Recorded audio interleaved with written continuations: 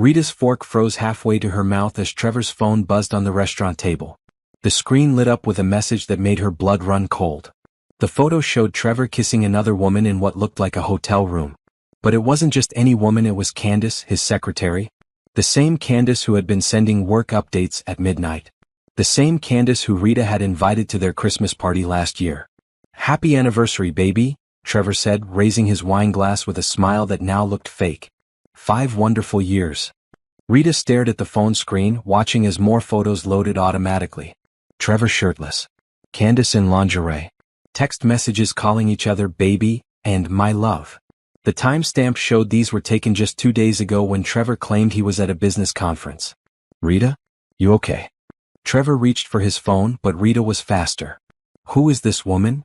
Rita's voice came out steady, though her hands shook as she held up the phone. Trevor's face went white, then red. Then he did something that surprised Rita even more than finding the photos. He laughed. "Look, Rita, this isn't how I wanted you to find out, but maybe it's better this way." He leaned back in his chair like he was discussing the weather. "Candace and I are in love. Real love. Not this fake marriage we've been pretending to have." The restaurant noise faded to nothing.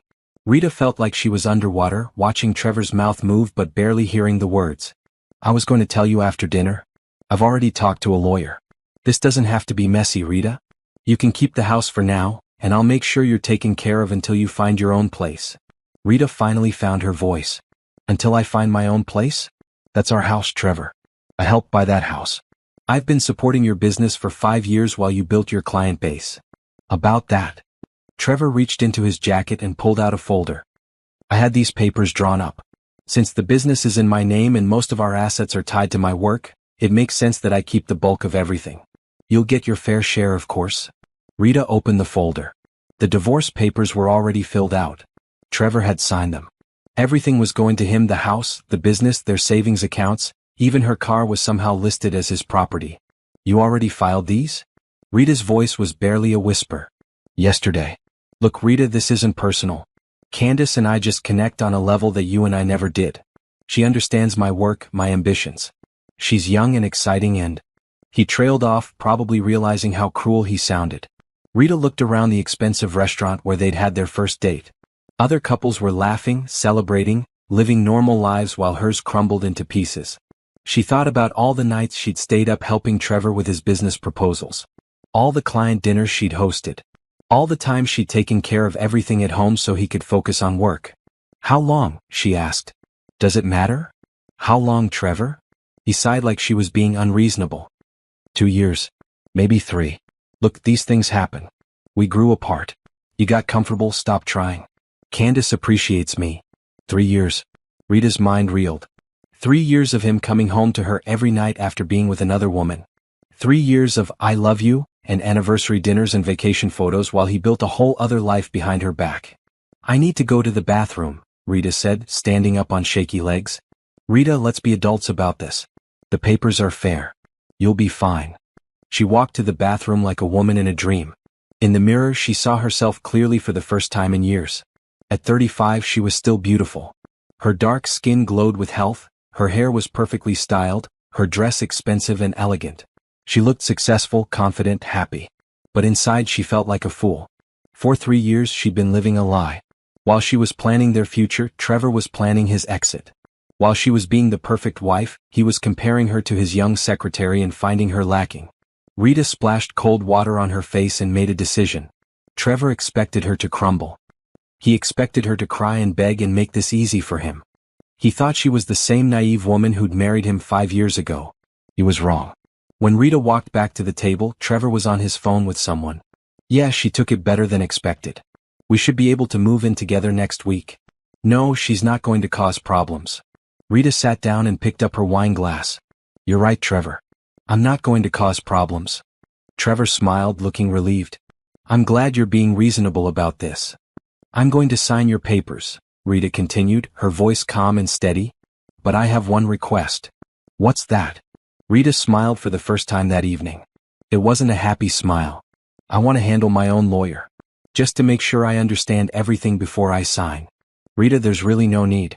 My lawyer already explained everything. It's all standard." "I insist." Rita's smile widened. After all, as you said, we should be adults about this. Trevor shrugged. Fine. But let's make this quick. Candace and I want to start our lives together. Of course, Rita said sweetly. I wouldn't want to keep you from your happiness. As Trevor called for the check, Rita memorized every detail of his smug expression. The way he kept checking his phone for messages from Candace. The way he acted like he was doing Rita a favor by destroying their marriage. The way he assumed she would just disappear quietly and let him keep everything they'd built together. Rita had spent 5 years being the perfect wife. Now she was going to be something much more dangerous. She was going to be the perfect ex-wife. Rita sat in her car outside the restaurant for 20 minutes after Trevor left. He'd kissed her cheek like nothing had changed, promised to be in touch about the details, and driven away in the BMW she'd helped him buy. Through the restaurant window, she could see their table being reset for the next couple.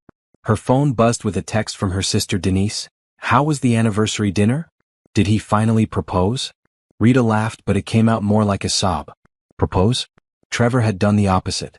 He'd destroyed 5 years of marriage in 10 minutes and acted like he was being generous about it. She drove home to their house in the suburbs. Her house too, despite what Trevor's papers claimed. She'd put down half the deposit from her savings when they bought it 3 years ago. She'd picked out the furniture, painted the walls, planted the garden. But apparently, love meant nothing when it came to legal documents. Inside, everything looked the same. Their wedding photo on the mantel.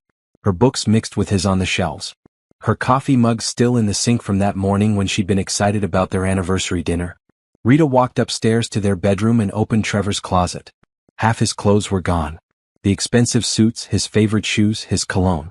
He'd been planning this for weeks, maybe months. While she'd been picking out the perfect anniversary gift, he'd been packing up his life. She found the gift she'd bought him still wrapped on her dresser. A vintage watch that had cost her 2 months of savings. She'd seen him admiring it in a store window and had gone back the next day to buy it. The receipt was still in the box. $3,200. Rita sat on their bed and finally let herself cry. Not just for the marriage but for the woman she'd been. The woman who'd believed in happy endings and trusted completely. The woman who'd given up her own career dreams to support her husband's business. The woman who'd been so focused on being the perfect wife that she'd forgotten to protect herself. Her phone rang. Trevor. Hey, I forgot to mention.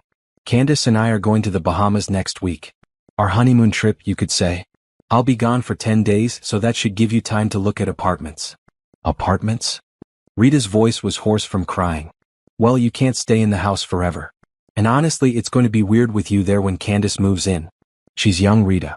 She doesn't need the stress of an awkward situation. Rita closed her eyes. When is she moving in? Next weekend probably. Look, I know this is hard, but the sooner we make a clean break, the better. For everyone. After he hung up, Rita walked through the house again.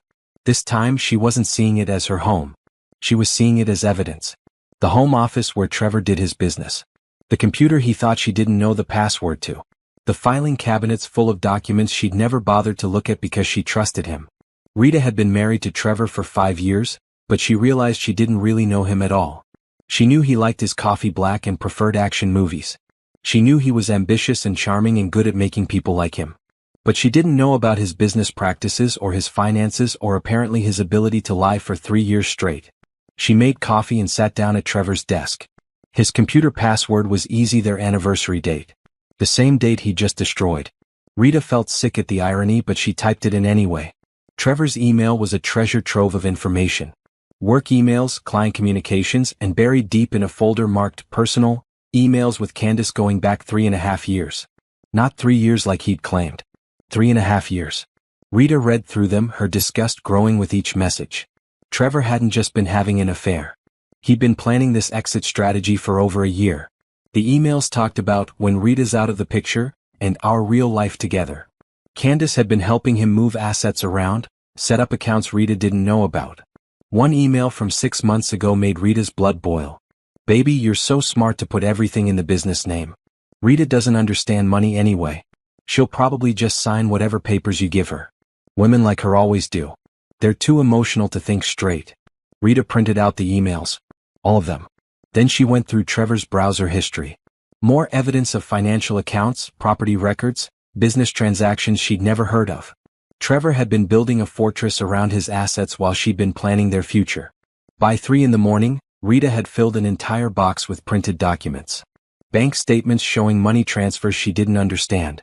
Business records listing Trevor as the sole owner of companies she'd never heard of. Email chains about protecting assets and minimizing exposure. Rita wasn't a lawyer, but she wasn't stupid either. Trevor had been planning this divorce long before tonight. He'd been moving money, changing ownership documents, and setting himself up to walk away with everything while she got nothing. The cruelest part wasn't the cheating. It was the calculation. Trevor hadn't fallen in love and made a mistake. He'd coldly planned to destroy their marriage while stealing everything they'd built together. Rita made a list of everything she'd found.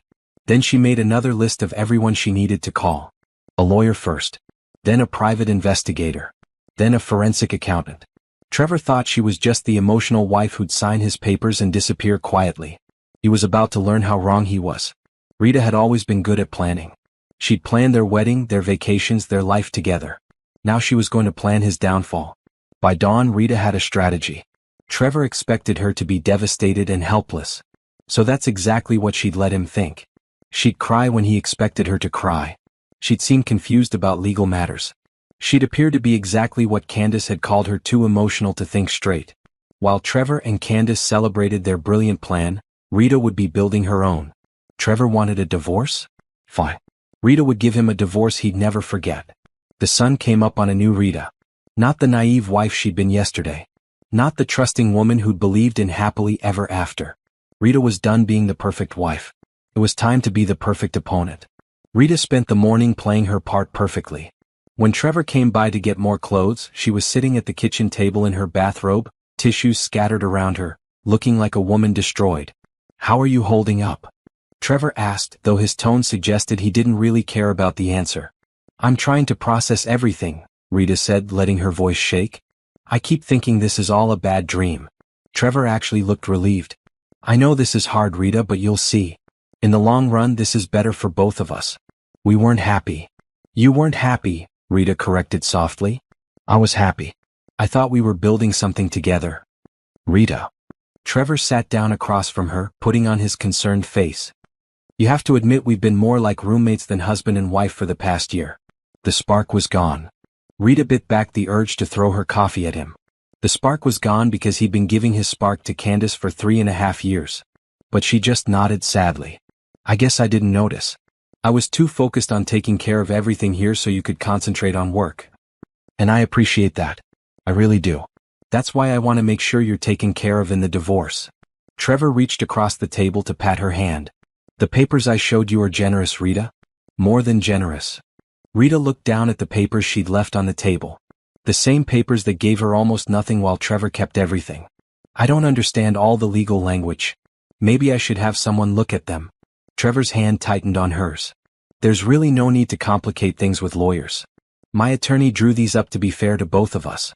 Adding more lawyers will just make everything expensive and messy. But shouldn't I understand what I'm signing? Rita, trust me. Have I ever let you down?" Rita almost laughed at the question. Instead, she looked up at him with sad, trusting eyes. "Never. You've always taken care of everything." "Exactly. And I'm taking care of this too." Trevor smiled his charming smile. "Sign the papers and we can both move on with our lives." Clean and simple. After Trevor left with another suitcase of his belongings, Rita called the lawyer she'd researched online. Patricia Williams had 20 years of experience in divorce cases and a reputation for protecting her clients' interests. More importantly, she had experience dealing with hidden assets. "I can see you this afternoon," Patricia said after Rita explained her situation. "Bring any financial documents you can find. Bank statements, tax returns, business records. Everything." Rita spent the rest of the morning gathering evidence. She printed out more emails, made copies of their joint tax returns, and photographed everything in Trevor's home office before he could come back for it. At 2 o'clock, Rita sat in Patricia's office, no longer playing the devastated wife. Patricia was a sharp-eyed woman in her 50s who looked like she'd seen every dirty trick in the book. "Tell me everything," Patricia said.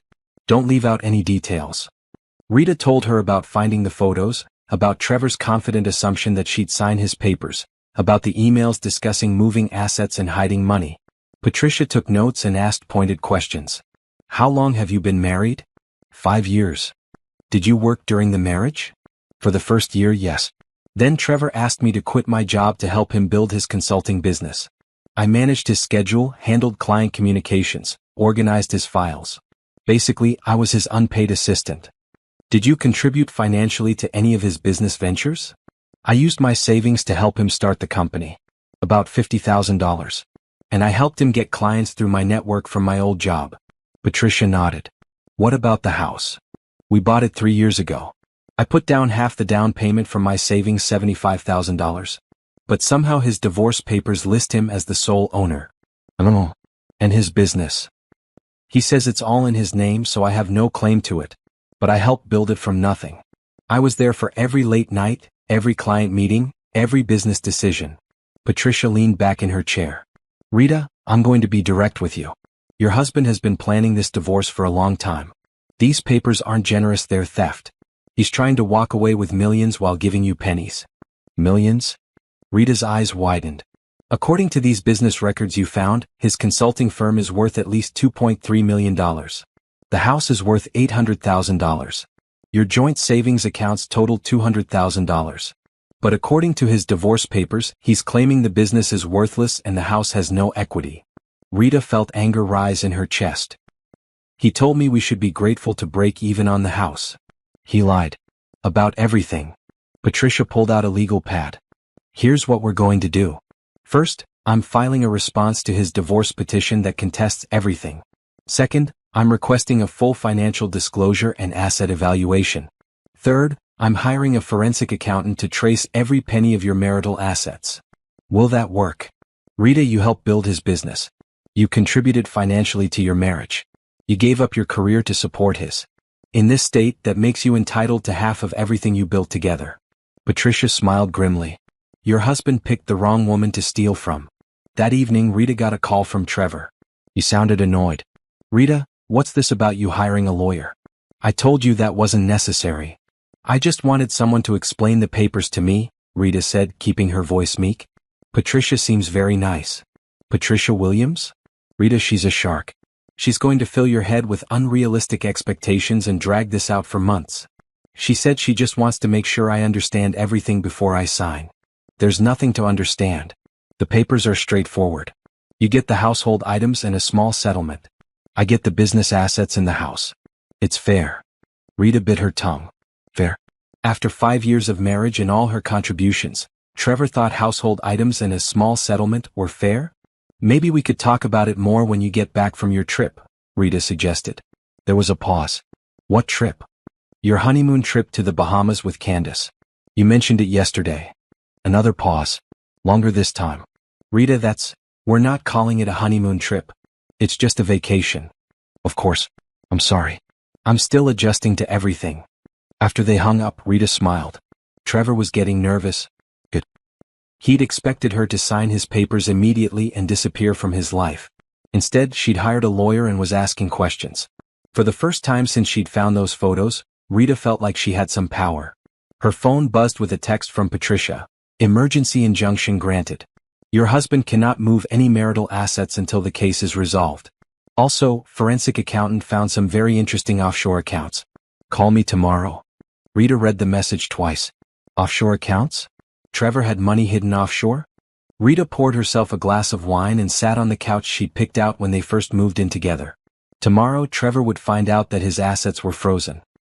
He'd realized that his generous divorce papers weren't going to be signed without a fight. Rita raised her glass in a toast to her reflection in the dark window. Here's to the woman I used to be, she said aloud. And here's to the woman I'm about to become. Trevor thought he'd planned the perfect crime. He'd stolen her money, her trust, and her future while setting himself up with a younger woman and a fortune. But Trevor had made one crucial mistake. He'd underestimated his wife. Rita was done being underestimated. Rita's phone rang at 7 a.m. Trevor's voice was sharp with panic. Rita, what did you do? I can't access my business accounts. The bank says there's some kind of legal hold. Rita, who'd been expecting this call, made her voice confused and sleepy. What do you mean? I don't understand banking stuff. Don't play dumb with me. Your lawyer did something. All my accounts are frozen. I don't know anything about that. Patricia just said she wanted to review the papers before I sign them. This is ridiculous. Those are my business accounts. My money. You have no right to touch them. Rita sat up in bed, no longer pretending to be confused. Actually, Trevor, according to the law, any money earned during our marriage is marital property. But don't worry, I'm sure it's just a misunderstanding. The silence on the other end told Rita that Trevor was finally realizing she wasn't going to be the pushover he'd expected. We need to talk, he said finally. I'd love to, but aren't you going to the Bahamas today? With Candace? That trip is postponed. I'll be over tonight. After Trevor hung up, Rita called Patricia. He's panicking. Good. Men like your husband count on their wives being too intimidated to fight back. How are you feeling about all this? Angry, Rita said honestly. And determined. What did the forensic accountant find? More than we expected. Can you come in this afternoon? I want to show you what we're dealing with. At Patricia's office that afternoon, Rita met Janet Morrison, the forensic accountant.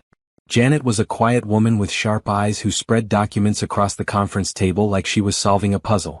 Your husband is very clever, Janet said. But not as clever as he thinks. Look at this. Janet showed Rita a complex chart tracking money movements over the past 3 years. Trevor has been systematically moving marital assets into accounts you don't know about. Shell companies, offshore investments, property in other states. How much money are we talking about? So far, I've traced $1.7 million that should be marital property. And I'm not done looking. Rita stared at the numbers. $1.7 million? Where did all that money come from? Patricia leaned forward. Your husband's business has been much more successful than he led you to believe. While you were managing his schedule and handling his communications, he was landing multi-million-dollar consulting contracts. Contracts I helped him get, Rita realized. I introduced him to half his biggest clients through my old job connections. Exactly. You weren't just his wife, you were his business partner. But he's been hiding the profits from you. Janet pulled out another document. Look at this property record. He bought a condo in Miami 18 months ago. Cost, $650,000. Paid in cash. Rita's head spun. I had no idea. There's more. He's got investment accounts, a boat registered in Delaware, and what looks like a second business he's been running on the side. Patricia's voice was grim. Rita, your husband has been stealing from you for years. What about Candace? Is she involved? Janet nodded. Oh yes. She's listed as a co-owner on several accounts and the Miami condo deed. She's been helping him hide assets. Rita felt sick. It wasn't just an affair. Trevor and Candace had been partners in stealing her future. While Rita had been the loyal wife, they'd been laughing at her stupidity and planning their rich life together. Can we get the money back? We're going to get every penny, Patricia said firmly. Plus damages. Your husband committed fraud. And in this state, fraud can void a prenup if you'd had one and entitle you to more than half the marital assets. What do I need to do? Keep playing the confused wife for now. Let him think he's still in control. Meanwhile, we're going to trace every hidden account and document every lie he's told. When we're done, he's going to wish he'd been honest from the beginning. That evening, Trevor arrived at the house looking haggard. Rita met him at the door wearing her sad, confused expression. Hi, she said quietly. How was your day? Terrible, thanks to your lawyer. Rita, you have to call off this investigation. It's costing both of us money for no reason. Rita led him to the living room and sat down across from him. I just want to understand what's happening. Everything is so confusing. There's nothing confusing about it. We're getting divorced. I keep my business, you get a fair settlement. Simple. But Patricia says the business might be worth more than you told me. Trevor's jaw tightened. Patricia is fishing for a bigger fee. She's feeding you lies to drag this out. What about the Miami condo? Trevor went very still. What Miami condo? Rita kept her expression innocent. The one Patricia mentioned. She said you own property in Miami. That's not relevant to our divorce. It's a business investment. Oh. Well, if it's a business investment, then it should be listed with your other business assets, right? Trevor stood up abruptly. Rita, this is exactly what I was worried about. Your lawyer is confusing you with technical details. None of this matters. It matters to me. We're talking about our whole life together, Trevor. I just want to make sure everything is fair. Fair? Trevor's calm mask slipped. You want to know what's fair? Fair is recognizing that I built this business. I found the clients. I did the work. You answered some phones and filed some papers. Rita felt her temper flare but kept her voice level. I did more than that and you know it. Did you? Because from where I sit, I did all the heavy lifting while you played house. And now you want half of everything I earned. Rita stood up to face him. I want half of what we earned together. I gave up my career for you, Trevor. I used my savings to start your business. I introduced you to clients who made you millions. I handled everything at home so you could focus on work. That's not playing house, that's being a partner. Trevor stared at her for a long moment. You're not the woman I married. You're right, Rita said quietly. The woman you married trusted you. She believed in you. She would have signed your papers and walked away quietly. Rita's voice grew stronger. But that woman was naive. I'm not naive anymore. Trevor walked to the door, then turned back. This is going to get ugly, Rita. Are you sure you want to fight me? Rita met his gaze steadily. Bring it on. After Trevor left, Rita called Patricia. He's scared. Really scared. Good. Scared men make mistakes. And your husband has already made plenty of those. Rita hung up and walked through the house that Trevor thought he was going to take from her. Every room held memories of their life together, their real life, not the fake one he'd been living with Candace. But Rita wasn't sad anymore. She was focused. Trevor had spent 3.5 years stealing from her while she built his business and managed his life. Now it was her turn. Rita was going to take Trevor apart piece by piece, just like he'd done to their marriage. The only difference was when she was done, he'd have nothing left to rebuild with.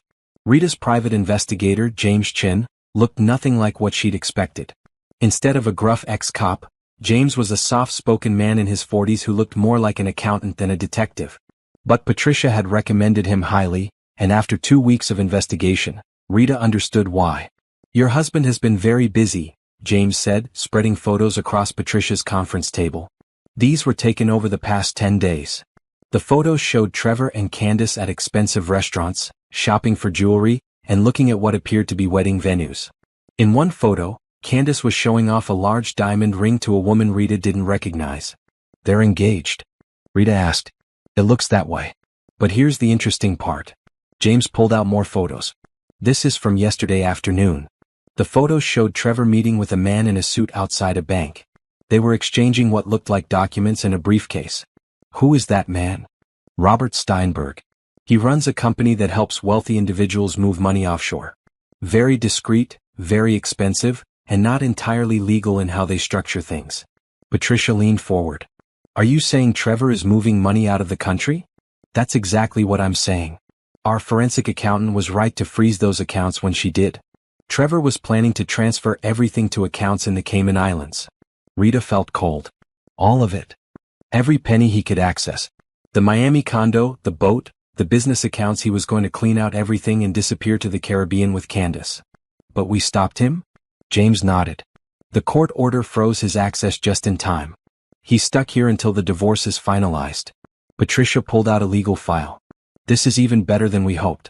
Attempting to hide marital assets during divorce proceedings is a serious crime. Combined with the fraud we've already documented, Trevor is looking at potential jail time. Jail?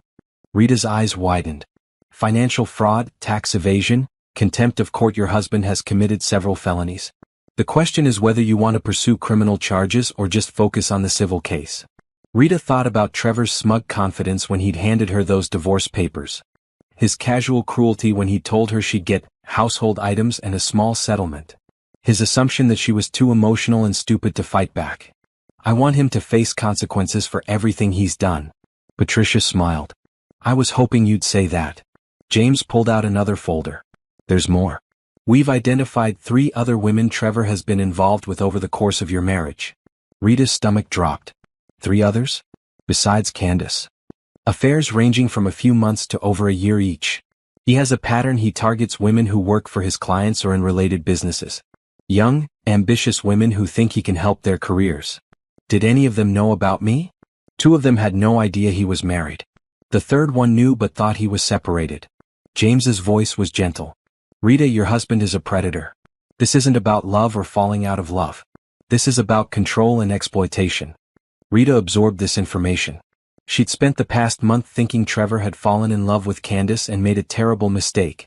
But it wasn't a mistake. It was a pattern. She was just one of many women Trevor had used and discarded. What about Candace? Does she know about the others? James shook his head. Based on our surveillance, she thinks she's the only one. She has no idea she's part of a pattern. Patricia made notes on her legal pad. This information is crucial. It shows a pattern of deception and fraud. Any judge is going to see that Trevor's claims about an amicable divorce based on growing apart are lies. What happens next? Rita asked. We file our response to Trevor's divorce petition. We present evidence of his hidden assets, his fraudulent behavior, and his attempts to hide money. We demand full disclosure of all assets and a forensic accounting of his business. Patricia's eyes gleamed. And then we watch him squirm. That evening Rita got a call from Trevor. His voice was tight with barely controlled anger. Rita, this has gone far enough. Your investigators are harassing me and my clients. You need to call them off. I don't know what you mean, Rita said innocently. Patricia just said she needed to understand our finances before I sign anything. Our finances? Rita, I told you my business assets aren't part of the divorce. But didn't we build the business together? I mean, I did work for the company for 4 years without being paid. You weren't an employee. You were helping your husband. Right. And wives who help build their husbands' businesses are entitled to share in the value, aren't they? The silence stretched so long Rita thought Trevor had hung up. Who told you that? It just makes sense. I gave up my career to help you succeed. I used my savings to start the company. I brought you clients. Isn't that what marriage partnerships are supposed to be about? Rita, you're being manipulated. Your lawyer is filling your head with feminist nonsense about being entitled to my success. Rita almost laughed. Feminist nonsense? I think it's called the law, Trevor. Look, I'm trying to be fair here. I could have left you with nothing. But I'm offering you a generous settlement because I care about you. How generous? $50,000 and you can keep your car. Rita was quiet for a moment, calculating. Based on what Janet had found, the marital assets totaled over $3 million. Trevor was offering her less than 2%.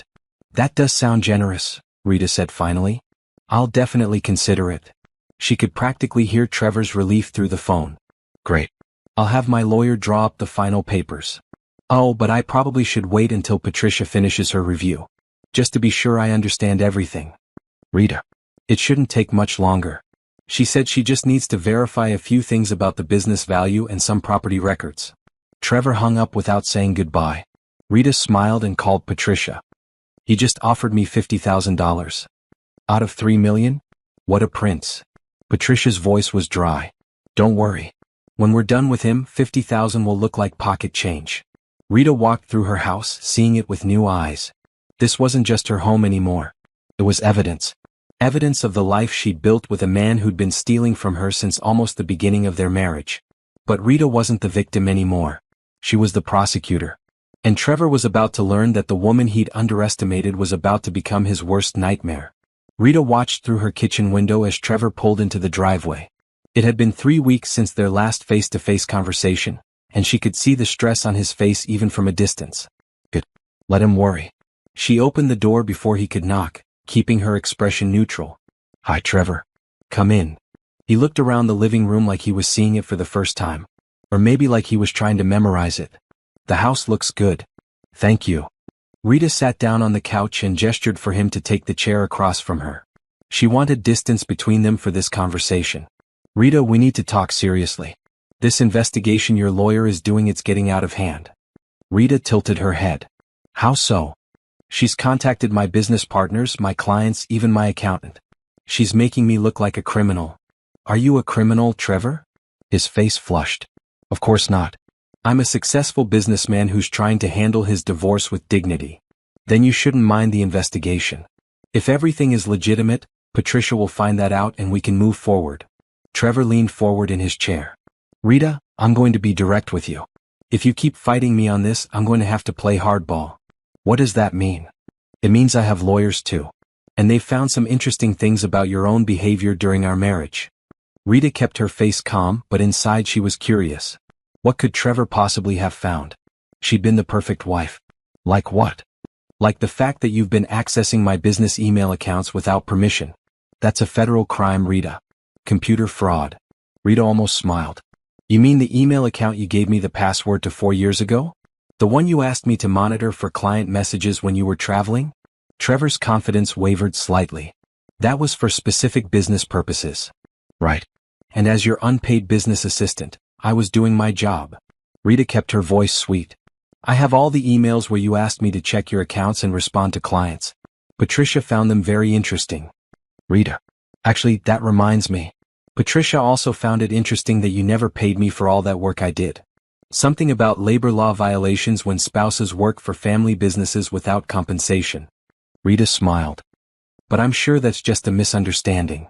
Trevor stood up and started pacing. This is insane. You're turning our marriage into a business transaction. No, Trevor. You did that when you started hiding money and planning to steal everything we built together. I'm not stealing anything. It's my business. Our business. Built with my savings, my connections, and my labor. Rita's voice hardened. Did you really think I was so stupid that I'd never figure it out? Trevor stopped pacing and stared at her. You're not the woman I married. Good. Because the woman you married was too trusting. She believed in you. She thought marriage was a partnership. Rita stood up to face him. But you taught me better. You taught me that marriage is a business transaction. So let's treat it like one. Rita, please. Let's not destroy each other over this. We had 5 good years together. We had 5 years together. You had 3.5 good years with other women. Trevor's face went pale. What are you talking about? I know about all of them, Trevor. Not just Candace. All of them. Trevor sat down heavily. Rita. Here's what's going to happen, Rita continued, her voice steady and cold. You're going to provide complete financial disclosure of all your assets. All of them. The offshore accounts, the Miami condo, the boat, the shell companies, everything. Then you're going to agree to split all marital assets 50-50, plus compensation for my unpaid labor. And if I don't? Rita smiled, and it wasn't a nice smile. Then Patricia files criminal charges for fraud, tax evasion, and contempt of court. Your business partners and clients learn about your legal troubles. The IRS gets copies of all your hidden accounts. And Candace learns about your other girlfriends. Trevor was quiet for a long moment. You've changed. Yes, I have. I used to think the best of people. I used to believe that if you loved someone and treated them well, they'd do the same for you. Rita's voice softened slightly. You taught me that wasn't true. So thank you for that lesson. Rita, I never meant for it to happen this way. Yes, you did. You planned this for years. You moved money, hid assets, and built an exit strategy while I was building our life together. Rita walked to the door. The only thing you didn't plan for was me fighting back. After Trevor left, Rita called Patricia to report on the conversation. How do you feel? Patricia asked. Powerful, Rita said honestly. For the first time in years, I feel like I have control over my own life. Good. Because the court date is set for next month. Are you ready to face him in front of a judge? Rita thought about the woman she'd been a month ago. Trusting, naive, willing to sign whatever papers Trevor put in front of her. That woman was gone. I'm ready. That night, Rita got a text message from an unknown number. You should know Trevor is still seeing other women. Even while engaged to Candace. Thought you should know. A friend. The message included photos of Trevor with a young blonde woman at a hotel bar. The photos were time-stamped from 2 days ago. Rita forwarded the message to Patricia with a note. More evidence. Trevor wasn't just a cheating husband. He wasn't just a financial fraud. He was a serial liar who couldn't be faithful to anyone, including the woman he'd left his wife for. Rita almost felt sorry for Candace. Almost. But Candace had chosen to help Trevor steal from his wife. She'd made her bed. Now they could both lie in it. Separately. Rita poured herself a glass of wine and sat on her back porch, looking at the garden she'd planted 3 years ago. The roses were blooming, the vegetables were growing strong, and everything she'd nurtured was thriving. Just like she was. Rita woke up on the morning of her divorce feeling calmer than she had in months. She dressed carefully in a navy blue suit that was professional but not flashy, did her makeup with a light hand, and pulled her hair back in a simple bun. She wanted to look like the competent woman she'd become, not the broken wife Trevor expected to see. Patricia met her at the courthouse steps. Ready for this? More than ready. They walked through security and down the hallway to Family Court 3. Rita could see Trevor and his lawyer through the glass doors. Trevor was wearing his most expensive suit and had gotten a fresh haircut. He looked confident, successful, like a man who expected to win. Sitting next to him in the gallery was Candace. She was wearing a white dress that was inappropriately bridal for a divorce hearing, and the diamond ring on her finger caught the light every time she moved her hands. She kept whispering in Trevor's ear and touching his arm possessively. Subtle, Patricia muttered. Rita felt a moment of satisfaction. Trevor had brought Candace to intimidate her, to show her what she'd lost. Instead, he just provided more evidence of his affair and his poor judgment. Judge Martinez called the court to order. She was a woman in her 60s with sharp eyes and a no-nonsense manner who looked like she'd seen every divorce trick in the book. Trevor's lawyer, a slick man named Richard Cross, spoke first. Your Honor, this is a straightforward divorce between two people who have simply grown apart. Mr. Coleman has offered a generous settlement that would allow both parties to move on with their lives. Judge Martinez looked at the papers. Mr. Cross, I see that your client is offering Mrs. Coleman $50,000 out of what appears to be several million in marital assets. Can you explain how this is generous? Your Honor, Mr. Coleman built his business through his own efforts and expertise. Mrs. Coleman was not involved in the day-to-day operations of the company. Patricia stood up. Objection, Your Honor. We have extensive evidence that Mrs. Coleman was instrumental in building the business and that Mr. Coleman has been systematically hiding marital assets. Overruled, Mr. Cross. But I want to hear this evidence, Ms. Williams. Patricia walked to the evidence table. Your Honor, Mrs. Coleman contributed $50,000 of her personal savings to start her husband's business. She worked as his unpaid assistant for 4 years, managing his schedule, handling client communications, and bringing him new business through her professional connections.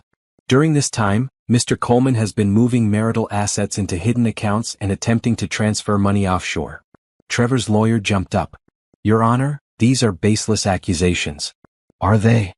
Judge Martinez looked at the documents Patricia handed her. Ms. Williams, do you have proof of these hidden assets? We do, Your Honor. Our forensic accountant has identified over $3 million in assets that Mr. Coleman failed to disclose in his initial filing. Judge Martinez's eyebrows rose. $3 million? Janet Morrison stood up. Your Honor, I've prepared a detailed report showing offshore accounts, undisclosed properties, and business assets that were systematically hidden from Mrs. Coleman. Rita watched Trevor's face as Janet presented her findings. His confident expression was cracking. Candace had stopped whispering and was staring at him with a confused look. Furthermore, Patricia continued, we have evidence that Mr. Coleman has been engaged in an extramarital affair for over 3 years and has been planning this divorce while hiding assets to avoid sharing them with his wife. Judge Martinez looked directly at Trevor. Mr. Coleman, you filed papers claiming your business was worth approximately $200,000. Ms. Williams is presenting evidence that it's worth over $2.3 million. Can you explain this discrepancy? Trevor stood up, looking less confident than when he'd arrived. Your Honor, business valuations can be subjective. The figure I provided was conservative. Conservative? Judge Martinez's voice was sharp. Mr. Coleman, hiding assets during divorce proceedings is a serious offense. Did you or did you not attempt to transfer marital funds to offshore accounts? Trevor's lawyer whispered urgently in his ear. Your Honor, my client exercises his Fifth Amendment rights regarding that question. The courtroom went quiet. Rita felt a surge of satisfaction. Trevor had just admitted his guilt by refusing to answer. Judge Martinez looked at the gallery where Candace was sitting. Young lady, are you engaged to Mr. Coleman? Candace stood up nervously. Yes, Your Honor. Are you aware that he's still married? Well, yes, but they're getting divorced. Are you also aware that you've been named as a co-conspirator in hiding marital assets? According to these documents, you're listed as a co-owner on several accounts that should be marital property. Candace's face went white. I don't know anything about that. Patricia stood up again. Your Honor, we have evidence that Ms. Brooks has been helping Mr. Coleman hide assets for over 2 years. She's been an active participant in defrauding Mrs. Coleman.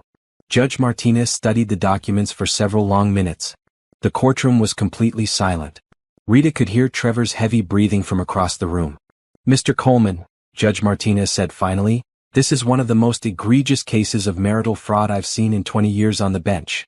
You've attempted to steal millions of dollars from your wife while conducting multiple extramarital affairs. Your Honor, Trevor's lawyer tried to interrupt. I'm not finished. Judge Martinez's voice cut through the room. Mr. Coleman, you have systematically hidden assets, lied under oath, and attempted to flee the country with stolen funds. Ms. Brooks, you have aided and abetted these crimes. Rita felt like she was watching a movie. This was better than she'd ever hoped for. Therefore, Judge Martinez continued, I'm ordering the immediate seizure of all assets pending a complete forensic accounting. I'm also ordering Mr. Coleman to surrender his passport and requiring both Mr. Coleman and Ms. Brooks to remain in the jurisdiction pending potential criminal charges. Candace started crying. Trevor looked like he was going to be sick. Furthermore, given the evidence of fraud and hidden assets, I'm awarding Mrs. Coleman 70% of all marital assets as damages for her husband's criminal behavior. This court will reconvene in 30 days for final disposition. Judge Martinez banged her gavel. Court is adjourned. Rita sat perfectly still for a moment, absorbing what had just happened. She'd won. Not just won, she'd destroyed Trevor's entire plan. Patricia was grinning. 70% Rita. That's almost unheard of in divorce cases. Rita looked over at Trevor, who was arguing frantically with his lawyer. Candace was still crying and seemed to be asking him questions he couldn't answer. Rita stood up and walked past their table on her way out of the courtroom. Trevor looked up at her with an expression of pure hatred. You destroyed my life, he said quietly. Rita stopped and looked down at him. No, Trevor. You destroyed your own life. I just made sure you didn't destroy mine too. As Rita walked out of the courthouse with Patricia, she could hear Candace's voice behind them. Trevor, what did she mean about other women? What aren't you telling me? Rita smiled. Trevor's house of lies was finally collapsing, and she was walking away from the wreckage with her head held high. Rita was having coffee on her back porch the next morning when her phone rang. It was Patricia and she sounded excited.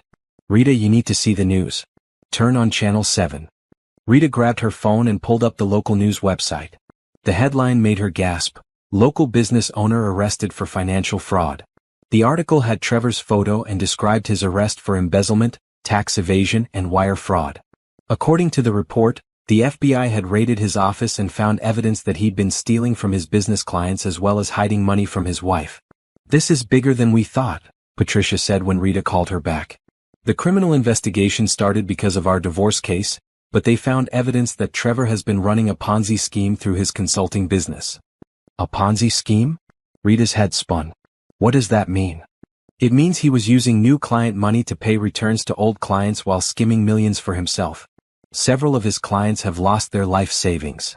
Rita felt sick. How many people did he hurt? At least 20 families that we know of so far. The FBI thinks there might be more. Patricia's voice was grim. Rita, your husband isn't just a cheating spouse who hid money. He's a career criminal. Rita hung up and stared at her phone. She'd thought Trevor was just selfish and unfaithful. She hadn't realized he was actually evil. Her phone buzzed with a text from an unknown number. This is Candace. Can we talk? Rita stared at the message for a long moment. She had no interest in talking to the woman who'd helped destroy her marriage. But she was curious about what Candace wanted. What do you want? Rita texted back. I need to see you. Please. I'll come to you. Against her better judgment, Rita texted her address. An hour later, Candace knocked on Rita's door. She looked terrible, no makeup, her hair pulled back in a messy ponytail, wearing jeans and a t-shirt instead of her usual designer outfits. Her eyes were red from crying. Thank you for seeing me, Candace said when Rita let her in. Rita led her to the living room but didn't offer her anything to drink. What do you want? Candace sat on the edge of the couch like she was ready to run. I want to tell you the truth. About everything. A little late for that, don't you think? I know. But I need you to understand that I didn't know. About the money, about the other women, about any of it. Rita crossed her arms. You knew he was married. Yes, but he told me you were getting divorced anyway. He said you'd grown apart and were just waiting for the paperwork. Candace's voice was barely a whisper. He said you didn't love each other anymore. And you believed him? I wanted to believe him. I was 24 when we met. He was successful and charming and he made me feel special. Candace wiped her eyes. I thought I was helping him transition to a new life, not destroying his marriage. Rita studied Candace's face. She looked genuinely devastated, but Rita wasn't sure if she could trust anything this woman said. What about the money? You were listed on accounts, properties? He told me those were business investments. He said successful couples shared finances and he wanted me to be part of his business empire. Candace laughed bitterly. I thought I was being included in his success, not helping him steal from you. How could you not know? Rita's voice was sharper than she intended. You worked for him. You saw his files, his schedule, his communications. I only saw what he wanted me to see. And I was in love. Or I thought I was. Candace looked up at Rita. I found out about the other women yesterday. After the court hearing, I went through his phone while he was in the shower. There were photos, messages, dating app profiles. Rita, he's been cheating on both of us. Rita wasn't surprised, but she was curious. How many others? I found evidence of at least 5 different women over the past 2 years. Some of them overlapped with our relationship. Candace's voice broke. I thought I was special. I thought we had something real. Rita almost felt sorry for her. Almost. Candace, I can't help you. And I'm not going to forgive you for what you did to my marriage. I'm not asking for forgiveness. I'm asking for a chance to make this right. What do you mean? Candace reached into her purse and pulled out a thick envelope. These are copies of everything I could find in Trevor's office before the FBI seized it. Financial records, client lists, communications about moving money. I thought you and your lawyer might need them for the criminal case. Rita took the envelope but didn't open it. Why would you help me? Because Trevor destroyed both of our lives and I think he should pay for it. Because those families who lost their money deserve justice. And because... Candace paused. Because I finally understand what kind of man I was involved with. Rita looked at the young woman sitting in her living room. Candace was exactly what Trevor preferred: young, naive, impressed by his success. Rita had been like that once too. What will you do now? Rita asked. I don't know. The FBI wants me to testify against Trevor. My lawyer says I might face charges myself, even though I didn't know what he was doing. Candace stood up. I just wanted you to know that I'm sorry. Not just for the affair, but for being too stupid to see what he really was. After Candace left, Rita called Patricia and told her about the visit. Did she seem genuine? Patricia asked. I think so. She seemed broken. Rita opened the envelope Candace had left. It was full of documents she didn't understand. She left a bunch of financial papers. Bring them to my office. If they're what I think they are, they could help the FBI's case significantly. That evening, Rita watched the news coverage of Trevor's arrest. The reporter stood outside his office building, describing how the FBI had found evidence of a massive fraud scheme. Several of Trevor's victims were interviewed, including an elderly couple who'd lost their retirement savings. Rita turned off the TV and sat in her quiet house. A month ago, she'd been planning her anniversary dinner with a man she thought she loved. Now that same man was facing decades in prison for destroying the lives of innocent people. Rita felt grateful that she'd found out the truth before it was too late. If she'd signed Trevor's original divorce papers, she would have walked away with nothing while he and Candace disappeared to the Caribbean with millions of stolen dollars.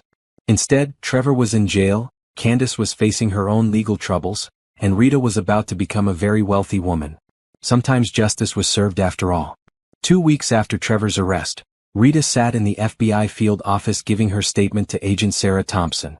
The agent was a serious woman in her 40s who'd been investigating financial crimes for over a decade. Mrs. Coleman, your evidence has been crucial to our case, Agent Thompson said. Without your divorce attorney's forensic investigation, we might never have discovered the full scope of your husband's crimes. Rita shifted in her chair. It still felt surreal to be in an FBI office talking about her husband's criminal enterprise. How many people did he hurt? We've identified 37 victims so far, with total losses of approximately $8 million. Some of these families lost everything: their retirement savings, their children's college funds, money they'd saved for decades. Rita felt sick. I had no idea. We don't believe you did. Your husband was very good at compartmentalizing his life. He kept his criminal activities separate from his marriage, which is why you didn't see the warning signs.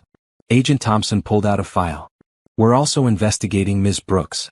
While she claims she didn't know about the fraud, she did sign documents and access accounts. She may face charges for money laundering. What about the money? Will the victims get their savings back? We've frozen all of Trevor's assets: the offshore accounts, the property, the business assets, everything. Once the criminal case is resolved, we'll distribute the recovered funds to the victims through a court-supervised process. Rita nodded. What does that mean for my divorce settlement? Your divorce attorney can explain the details, but essentially you'll receive your portion of the legitimate marital assets after the victims are compensated for their losses. Rita met with Patricia that afternoon to discuss the implications. The good news is that we identified the assets early, Patricia explained. If Trevor had succeeded in hiding the money offshore, the victims would have lost everything. As it stands, they'll recover about 60% of their losses. And what about my settlement? You'll still receive approximately $800,000 from the legitimate business assets in the house. The rest will go to victim compensation. Patricia leaned forward. I know it's less than we originally calculated, but Rita, you're helping return stolen money to families who desperately need it. Rita didn't hesitate. That's exactly what should happen. Those people deserve their money back more than I deserve to profit from Trevor's crimes. That evening, Rita got a call from her sister Denise. I saw the news about Trevor. Are you okay? Rita looked around her living room now, since Trevor was in jail and couldn't claim any property. I'm better than okay. I'm free. Free. Free from a man who lied to me every day for years. Free from a marriage that was built on deception. Free to build whatever life I want now. But aren't you angry? He put you through hell. Rita considered the question. I was angry. I was hurt. But now I just feel relieved. Relieved that I found out who he really was before I wasted any more of my life on him. 2 days later, Rita received an unexpected visitor. Mrs. Henderson was a woman in her 70s who'd lost $200,000, her entire life savings, to Trevor's scheme. I hope you don't mind me coming here, Mrs. Henderson said when Rita invited her in. I got your address from the court records. I just wanted to thank you. Thank me? If you hadn't fought that divorce, if you hadn't hired that investigator, my husband and I would never have gotten our money back. We would have lost everything. Rita made tea and listened as Mrs. Henderson told her story. She and her husband had trusted Trevor with their retirement savings because he seemed so professional and successful. They'd believed his promises of high returns and steady income. We were going to lose our house, Mrs. Henderson said. At our age, we thought we'd end up living with our children or in some terrible nursing home. But now, thanks to you, we'll get most of our money back. Rita felt tears in her eyes. I'm so sorry you went through that. Don't apologize, dear. You didn't know. And when you found out, you did the right thing. Mrs. Henderson patted Rita's hand. You could have taken all that money and said nothing about the other victims. But you chose to help us instead. After Mrs. Henderson left, Rita called Patricia. I want to do more to help the victims. What do you mean? I want to use my settlement to start a fund, something to help families who've been hurt by financial fraud. Mrs. Henderson shouldn't have almost lost her house because she trusted the wrong person. Patricia was quiet for a moment. Rita, that's a beautiful idea, but are you sure? $800,000 could set you up for life. I don't need $800,000 to start over. I need enough to buy a small house and start a business. The rest should go to help people who really need it. Rita spent the next week researching victim assistance programs and financial fraud recovery. She met with nonprofit organizations and legal experts, learning about the gaps in the system that left fraud victims without help. By the end of the month, Rita had a plan. She would use half of her settlement to start the Coleman Foundation for Financial Fraud Victims. The foundation would provide emergency assistance to families who'd lost their savings to financial crimes, help them navigate the legal system, and advocate for stronger protections against fraud. The local newspaper wanted to interview Rita about the foundation. She agreed, though she felt nervous about the publicity. Why did you decide to start this foundation? The reporter asked. Rita thought about Mrs. Henderson, about the other families she'd met who'd been destroyed by Trevor's greed. Because financial fraud doesn't just steal money, it steals hope. It steals people's dreams and their security. Trevor hurt dozens of families and I can't undo that damage. But maybe I can help prevent it from happening to other people. Do you have a message for other women who might be in situations like yours? Rita looked directly into the camera. Trust your instincts. Something feels wrong, investigate. Don't let anyone, even your husband, make you feel stupid for asking questions about your own finances. And remember that you're stronger than you think you are. That night, Rita sat in her garden with a glass of wine and her laptop, working on the foundation's mission statement. 6 weeks ago, she'd been a naive wife who trusted completely and asked no questions. Now she was a woman with a purpose, building something meaningful from the wreckage of her marriage. Trevor had tried to destroy her life and steal her future. Instead, he'd freed her to become the woman she was always meant to be. Rita raised her glass to the stars. Thank you, she said to the universe. Thank you for showing me who I really am. 6 months after the divorce was finalized, Rita stood in the empty office space that would soon become the headquarters of the Coleman Foundation. Sunlight streamed through the large windows, and she could envision how the space would look once it was furnished, welcoming, professional, hopeful. It's perfect, said Jennifer Walsh, the executive director Rita had hired to run the foundation. Jennifer had 20 years of experience in victim services and a passion for helping fraud victims that matched Rita's own. When can we start accepting applications? Rita asked. Once we get the final permits and hire our caseworkers, I'd say 6 weeks. We already have a waiting list of families who need help. Rita's phone buzzed with a text from Patricia. Turn on Channel 7. Trevor's sentencing is about to be announced. Rita found a coffee shop across the street and watched the news coverage on her phone. Trevor stood in orange prison coveralls as the judge read his sentence. 15 years in federal prison for wire fraud, money laundering, and tax evasion. No possibility of parole for the first 10 years. The reporter interviewed some of Trevor's victims outside the courthouse. Mrs. Henderson was there, looking healthy and relieved. Justice has been served, Mrs. Henderson told the camera. And thanks to Mrs. Coleman's foundation, other families won't have to go through what we went through. Rita turned off her phone and walked back to the foundation office. Trevor's sentencing felt like the final chapter of her old life. Now she could focus completely on building her new one. Her phone rang as she was measuring the space for desks. It was Agent Thompson from the FBI. Rita, I wanted to update you on Candace Brooks. She's agreed to testify against other financial criminals in exchange for a reduced sentence. She'll serve 2 years and then work with us to identify fraud schemes. How is she doing? Better than expected. She's enrolled in law school actually. Says she wants to help prosecute financial crimes when she gets out. Rita was surprised but pleased. Maybe Candace really had learned from her mistakes. That evening, Rita had dinner with her sister Denise at their favorite restaurant, not the fancy place where Trevor had destroyed their marriage, but a small family-owned restaurant where the food was good and the atmosphere was warm. You look happy, Denise observed. Really happy, not just pretending to be happy. Rita considered this.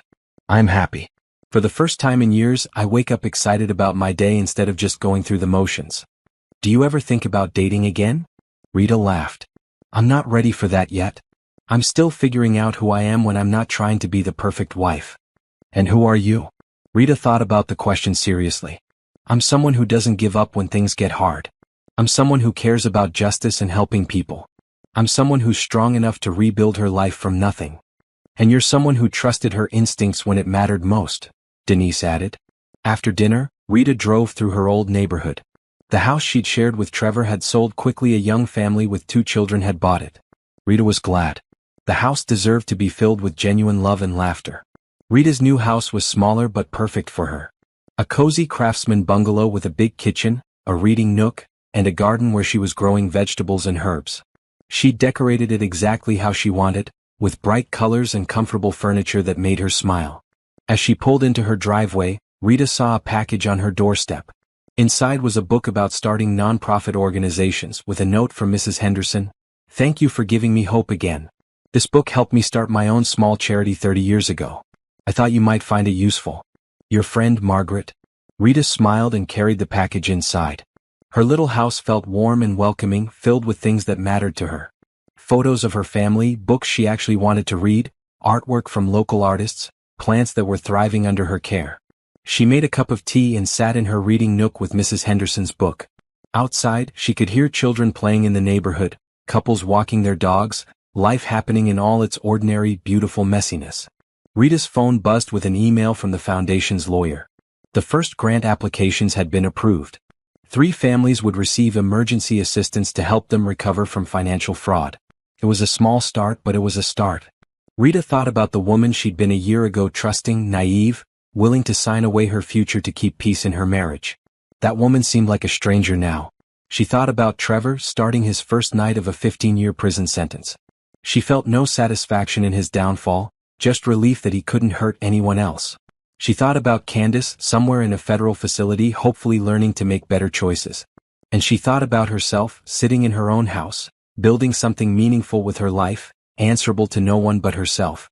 Rita opened Mrs. Henderson's book and began to read. Outside, the sun was setting, but inside her house, everything was bright and full of possibility. For the first time in her adult life, Rita's future belonged entirely to her. She was writing her own story now, and it was going to be a good one. The doorbell rang, interrupting her reading. Rita opened the door to find a young woman holding a baby. Are you Rita Coleman? The woman asked. From the foundation? Yes, I am. My name is Sarah Martinez. My husband and I lost our savings to a man who sounds just like your ex-husband. Different name, same scheme.